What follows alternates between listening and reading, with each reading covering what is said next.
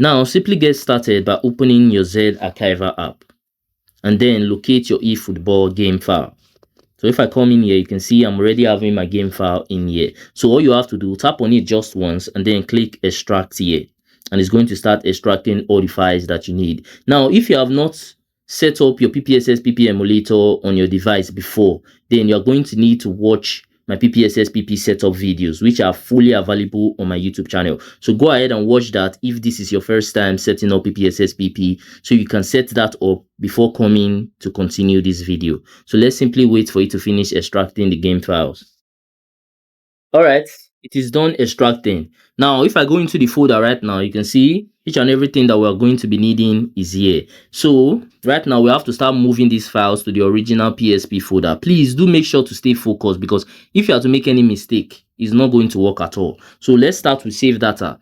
So hold down on the folder in there, cut it, and then locate your original PSP folder. Mine is inside the document section, so I'll click on documents, PSP, save data, or paste it in there. Then we'll go back to the extracted files. Now we're moving on to textures.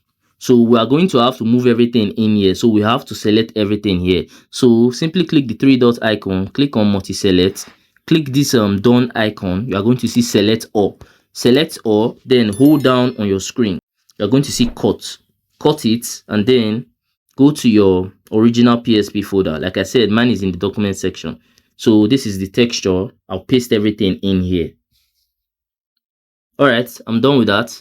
Now there's just one more thing I need to move. So I will go to the extracted folder once more. Now you can see eFootball at the top, the folder. So we're going to be moving the entire folder. So just hold down on the folder, click on cut, go to the original PSP folder. Mine is in documents, PSP. This time we're going to the game section. We paste it in there, and now we are done. So simply open your PPSSPP emulator app. So right now you can see it's not showing the game. That's because it does not even know where I kept the game or the game file. So we'll have to click on the browse icon at the top. So once you click on it, show it where you are keeping your game files rather. So mine is in document section, PSP, game. I'll click on use this folder, allow. Now you can see that the game is there and is ready to play. Now you are going to be needing some settings to give you the best FPS and performance on any of your device. I already have dedicated videos for that, and I'm going to recommend one of those at the end of this video. So simply stick to the end of this video so you can have access to that. Now let's give this game a try and see how it goes.